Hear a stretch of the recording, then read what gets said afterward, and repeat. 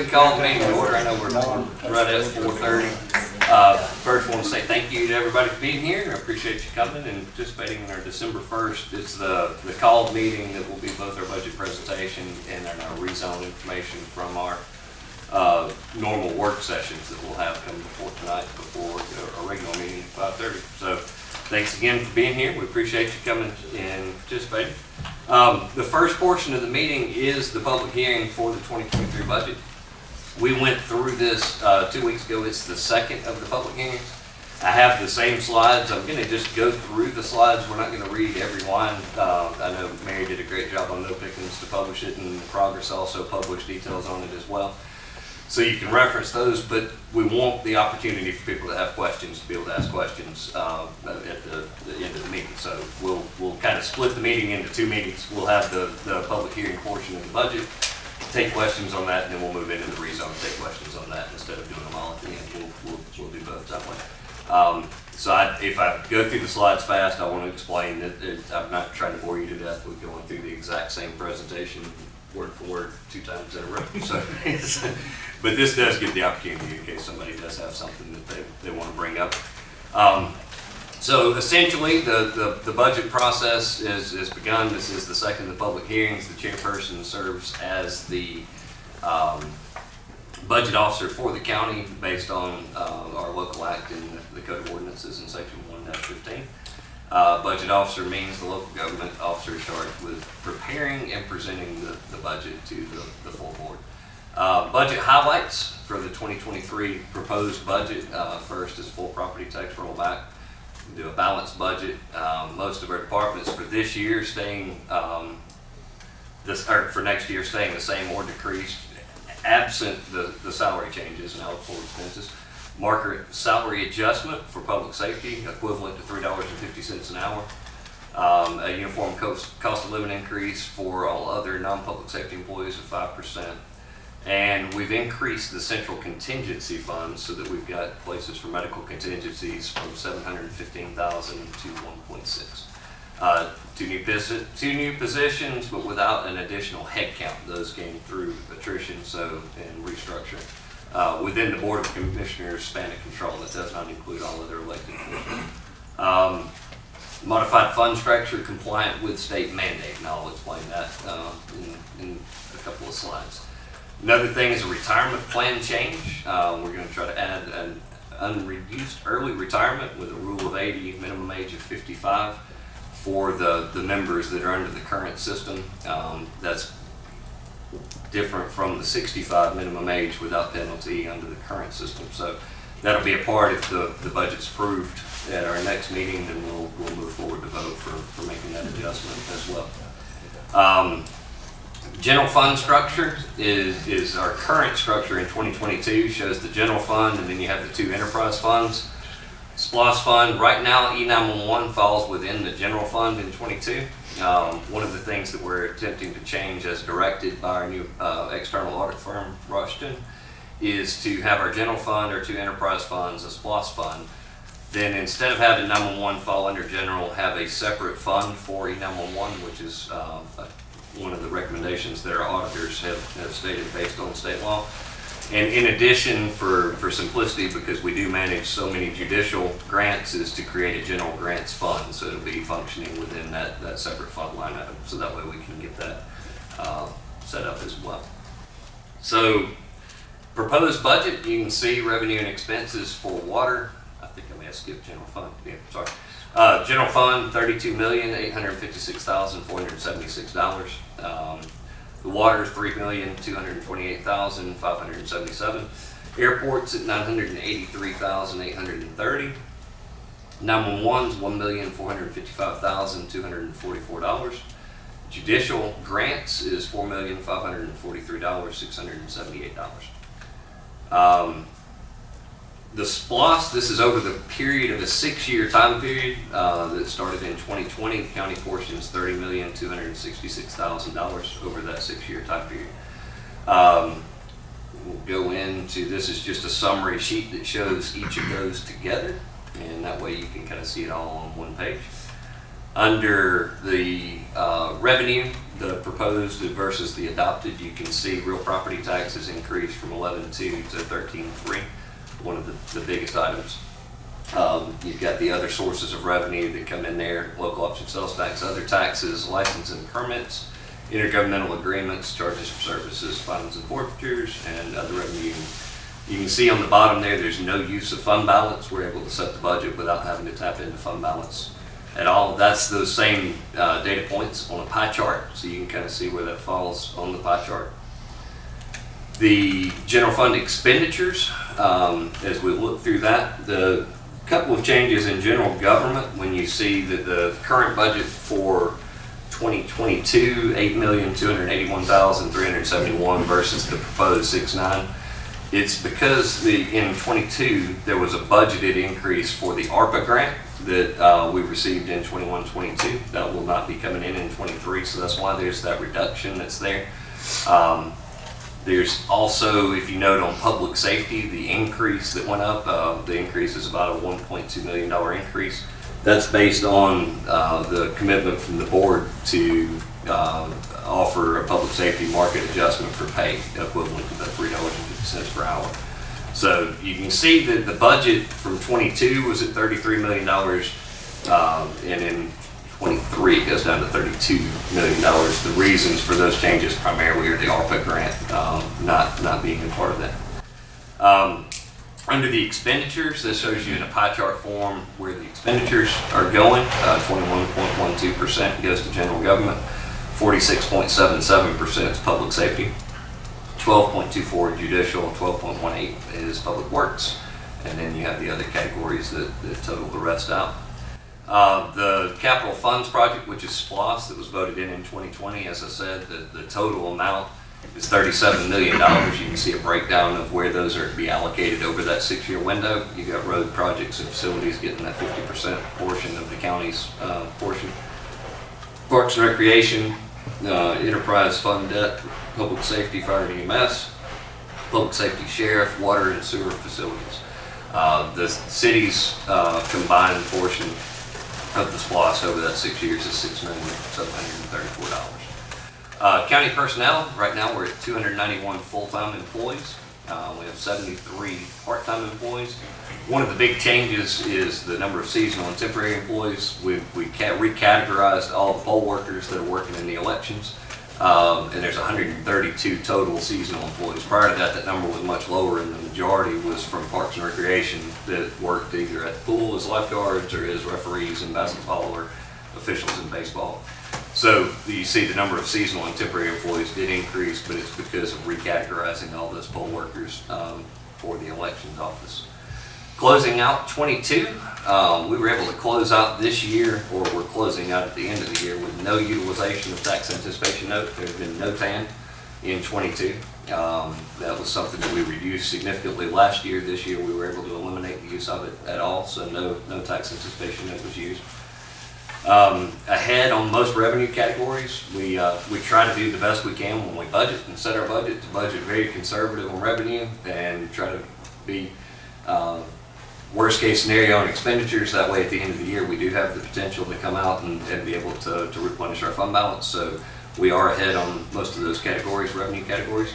Most departments are operating under budget regarding expenditures at this time. I know that there are a couple exceptions when we went through the monthly report last month with public safety because of overtime and the number of staffing issues that they have faced.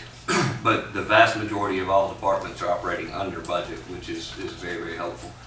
We were able to give a $500 bonus for full-time employees and $250 bonus for part-time employees for Christmas. Sealed bids received for a new administrative software to replace the antiquated 3 separate antiquated systems. Those bids were actually open today.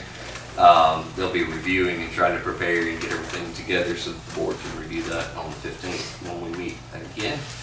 Fund balance carried into 2022, $10,072,819, net of a $4.3 million reduction for prior year accounting irregularities. That's 38% of our 21 operating revenues. So moving forward, objectives and issues. Moving forward, obviously, is we want to do everything we can to fight to keep our tax level low. That's number one priority that we try to fight. But equal, and instead of saying a number one and a number two priority, I would say they're both tied for number one, is to continue to provide the highest level of service that we can. What's looming that makes these things difficult? Inflation is something that we're all suffering. Looming recession. The transition between our current economic state and any recession is something that we have to time perfectly when we try to prepare for that. So that's something that in 23 we have to constantly pay attention to. We also still have the pending loss dispute. The county, Nelson and Talking Rock are currently still in a renegotiation period with Jasper. That's something that has to be resolved prior to the end of the year. Replenishing the general fund balance with the $4.3 million adjustment. We had a call meeting last month to go over all of that. Is another issue that we have to keep on the forefront. And I think that the way we've established our budget with the contingency line item that we discussed earlier, and with our department heads continuing to operate under budget in the best way that they can, gives us a great plan forward to get that replenished and to get that back to where it needs to be. So that is kind of the overview. The much faster version of going through each of the slides is what we did 2 weeks ago. Being the second public hearing, obviously, we do our best to try to make sure that we open the floor up to take questions, and anybody that might have anything, comments or questions. I guess first from the board and then next from the public. So, you guys have anything after? I'm good. I'm good. Soaking on it. Speaking of going through real fast, Yes, sir. could you go back to your pie chart on your revenues for next year? Can y'all bear with me with the whole I got a glimpse. on the revenue? Yeah, Okay. There. I have a question. Okay. Because I got to go and listen to the loss negotiations over at tech school. And if that 14.39% were to fall away, you have a contingency plan for that? Yes. So, that's a good question. So ultimately, our goal is for that not to go away. We'd like to come to an agreement working with Jasper and be able to come up with an agreement. Ultimately, I think the best for the budget that we've prepared and for moving forward is, but we've had to face the real possibility that if it does go away, we've got to be prepared for it.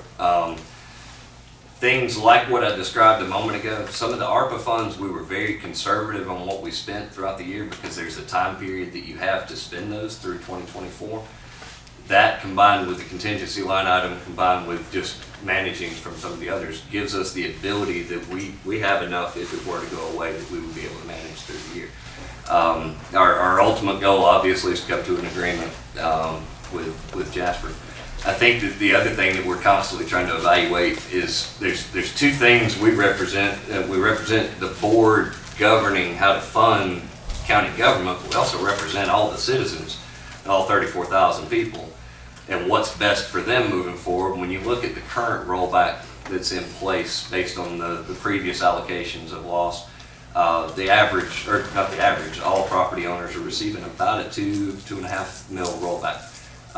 When you equate that out to the total number of dollars, and you have to look at average home costs, things like that, how much different is that from saving 1 penny on sales tax?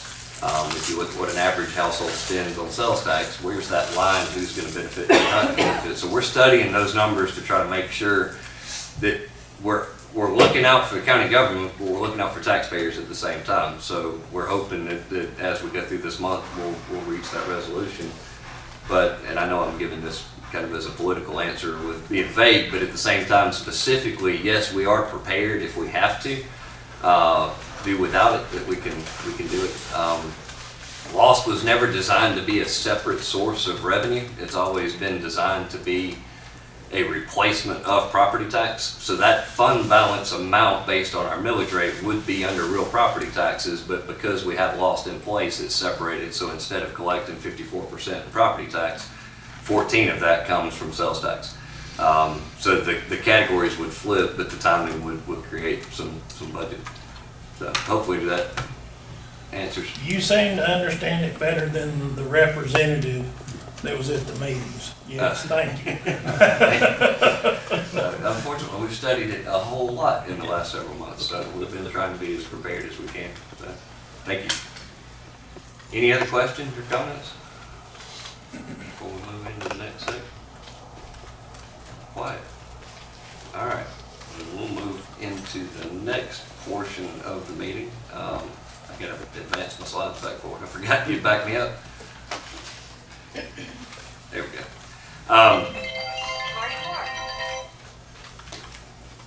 Man, somebody's got an important. The next portion that we'll go through is going to be going through the rezones that are going to be on the agenda for our 5:30 meeting. This is a chance for the full board to see what rezones are there and have a chance to ask any questions or what's on the record as we go. Mr. Wes Fry, who's our planning and development director, has decided he wanted a new body part, so he went and got a new hip.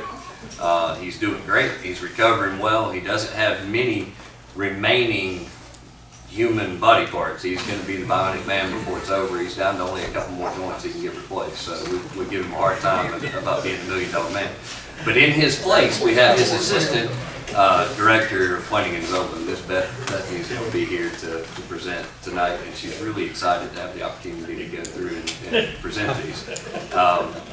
So I'm going to advance the slides for you and let you go through and introduce those if you would. Yes, the first one we have up is for Miss Angela Nolte on 385 Stivers Road in Jasper. She wants to go from agriculture to rural residential. She has a total of 10.06 acres and she wants to sell a portion of it and keep the other portion for her to live on. Okay. So these slides advance themselves apparently once you start. Okay. So you've got the parcel map there. And breakdown of it there. So as you can see right there, she's got it split out already. Okay. And the recommendation of planning and development was to approve the rezone. Okay. And is that both from the planning and development and from the commission when it went before the planning commission as well? Yes, sir. Y'all have any questions on that particular development? I'm good on Okay. And next, it. You just got a heavy finger. well, as soon as I touch it, it just starts going all over the place. So I'll do my own thing. there we go. I've got it. I'm going to leave it. Y'all can see my hands are up here. The next one is for Tim and Brandon Roland, 1547 Whitestone Road, Jasper. They are wanting to go from agriculture to rural residential. They have 29.68 acres, and the reason for the rezone request is to build some homes on larger lots than a standard subdivision.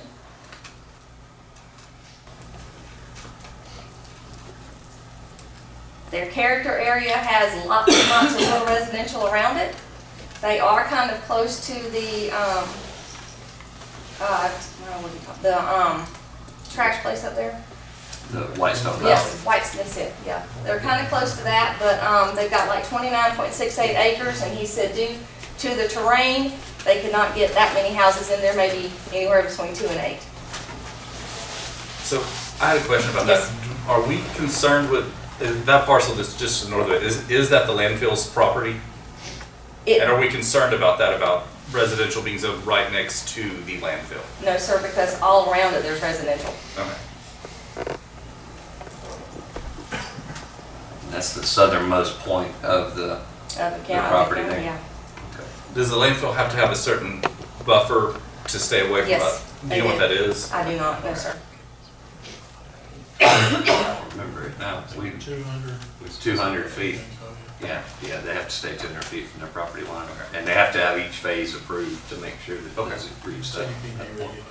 Okay. I watched the video, but did they provide any kind of plan plat or how they're gonna break that property apart? Not, well, if you look there, it's just one piece. Right. Due to the terrain, they don't really know how they will be able to do the lots, but they do want to make them, like I said, larger than 1.5 acres. Yeah, I don't think they can. No, and that's what they said, there's not going to be that much room to put that many lots on there. Thank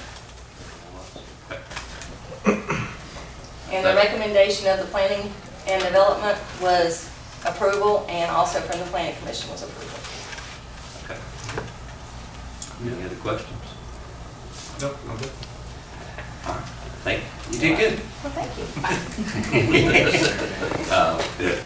So any other general public comments or questions that we have before we close out the first meeting? All right. Well, we will go ahead and close the called meeting. We do have our 5:30 regular meeting coming up.